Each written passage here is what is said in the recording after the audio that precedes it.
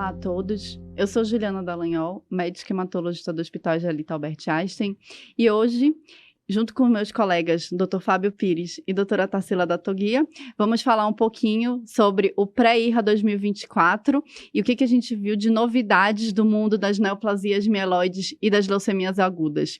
Então, a gente poderia começar o nosso passeio pelas leucemias mieloides agudas e os novos estándares aí de terapias duplas e terapias triplas, os doubles e os triplets. Então, muitos trabalhos sobre isso. O que vocês querem puxar aí desse primeiro assunto?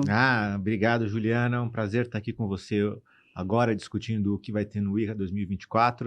Eu acho que é muito interessante que a gente está tendo assim, várias classes de tratamentos que estão surgindo, semelhante ao que aconteceu no mieloma. A LMA está um pouco virando mieloma. Então, não é a forma que o mieloma a gente tem o inibidor de proteassomo, o anti-CD38, no LMA a gente tem o hipometilante, o inibidor de BCL2, agora estão surgindo o inibidor de menina, o inibidor de FLT3, então está tendo combinações. Então tem vários estudos de inibidores de menina isoladamente, como foi apresentado no ASH, em combinação com outros agentes, mostrando o potencial dessas drogas que inibem essa proteína que é importante para a ação do MLL e do NPM1. Eu acho que esse é o resumo das principais indicações que a gente viu em leucemia mieloide aguda. Eles estão se consolidando, lembrando que a gente não teve, assim, nenhum trabalho fase 3 impactante em leucemia mieloide aguda nesse momento. A gente tem alguns fase 1/fase 2, mas que podem ser promessas aí para um futuro próximo do que a gente pode tratar. E leucemia linfoblástica aguda também teve muita coisa de imunoterapia, né? Então, acho que, lembrando que a gente tem a adição, por exemplo, nos pacientes com risco intermediário e alto risco de consolidação com blinatumomab, também foi visto nos pacientes da faixa etária pediátrica a utilização de blinatumomab, principalmente nos pacientes com síndrome de Down, e também teve uma atualização do FALCON, que você se interessou bastante, né, Fábio? Sim, o FALCON, que é um estudo randomizado fase 3 de imatinib versus ponatinib com quimioterapia em pacientes com leucemia linfoblástica aguda com cromossomo Filadélfia.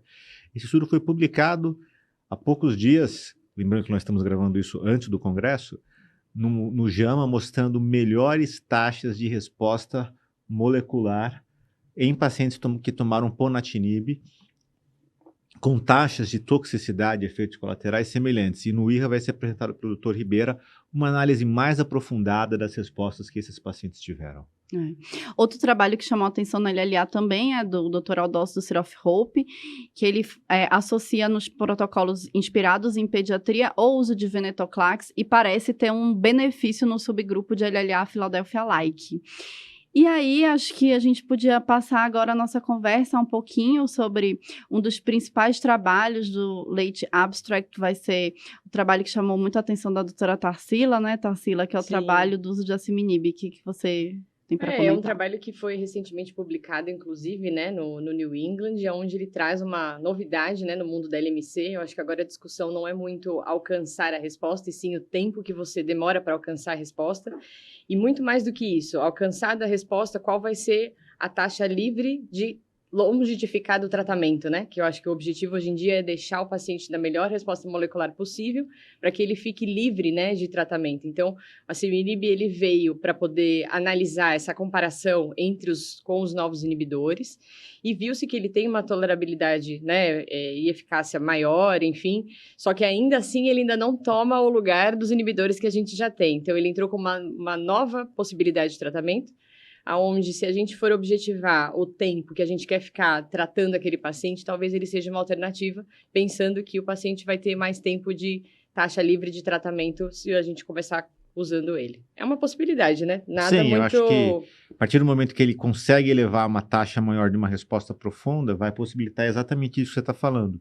A gente ter mais casos de pacientes elegíveis para tentar fazer um trial de interrupção do tratamento, Sim. que pode ter impactos, inclusive, farmacoeconômicos. A gente pensa, o remédio pode até ser mais caro no começo, mas depois, no longo prazo, Sim. você leva a Você morte, consegue uma você consegue uma economia, né? economia maior. Então, isso é uma coisa interessante a se considerar.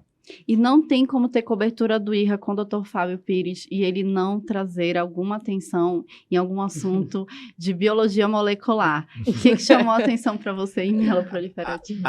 Em mieloproliferativa, acho que é uma coisa muito legal que vai ter, é um trabalho que eles pegaram pacientes, eles desenvolveram um CAR-T para neoplasias mieloproliferativas com mutação do CALR. Mas como? O que acontece o CALR é uma proteína, o gene do CALR, ele codifica uma proteína que normalmente é expressa no retículo endoplasmático. Só que com a mutação, ela passa a ser expressa na superfície da célula.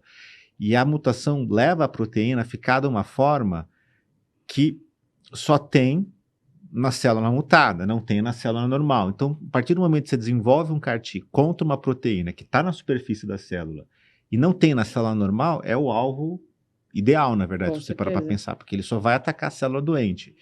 Então, esse trabalho, a gente não tem ainda o abstract dele, só tem o título. O IRRA parece que está querendo Deixar para os a 5 gente últimos ficar minutos 5 últimos minutos finais. para deixar só aquela ansiedade, assim, falar assim, espere, vai sair dia 14. Mas eu estou bem esperançoso de que vai ser um resultado promissor e nem que seja apenas um estudo laboratorial, mas mostrando para a gente que possivelmente a gente pode ter um CAR-T para neoplasias mieloproliferativas no futuro, o que vai mudar totalmente o jogo.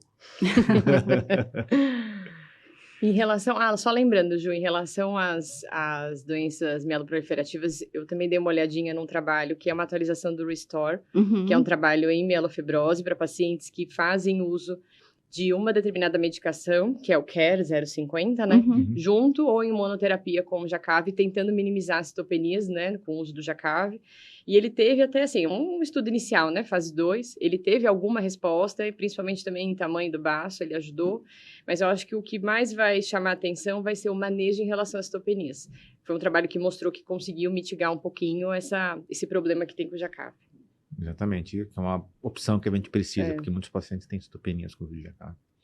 E aí, passando por síndrome mielodisplásica, né, eu acho que a gente tem algumas poucas novidades nesse cenário. Tem a opção do DH1, de inibidor de DH1 para esses pacientes. Também tem uma avaliação do imetelstat para os pacientes de SMD de baixo risco, que você achou interessante também, né, Tarsila? Esse foi um trabalho que o imetelstat, né, é uma droga nova, né, que já foi pelo FDA, já foi também aprovada, aonde é uma opção para pacientes que são dependentes transfusionais, principalmente naqueles que não têm sideroblastos em anel. Então, dentro, né, do arsenal que a gente tem para mielodisplasia, é uma opção viável também. A gente fica contente de ver que para pacientes de SMD de baixo risco, nos últimos anos têm surgido novas opções de tratamento. Tem o Spataercept, agora o imetelstat. Então, a gente não vai ficar só na eritropoetina para esses pacientes, vão ter outras estratégias para tratá-los. É verdade.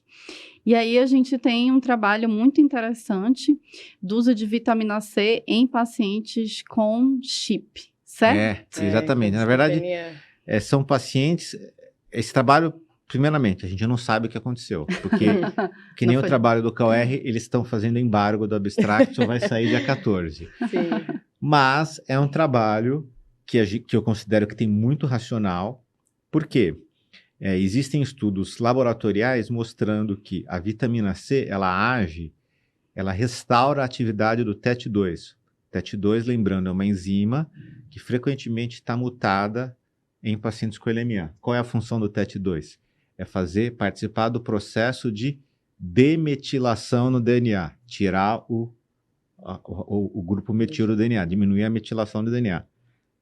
O TET2 depende para isso de vários cofatores. Um deles é a vitamina C. Então, se você der vitamina C em dose alta, em pacientes com TET2 funcionando pouco, tem um monte de estudo, modelo animal, mostrando que restaura a função do TET2. E aí, esses pesquisadores fizeram um estudo, EVI2, investigando a atividade de vitamina C em pacientes com citopenias clonais de significado indeterminado. Eu não sei se tinha uma mutação no TET2, eu imagino que sim, mas é uma coisa que a gente vai ter que esperar a apresentação para trazer mais detalhes para vocês.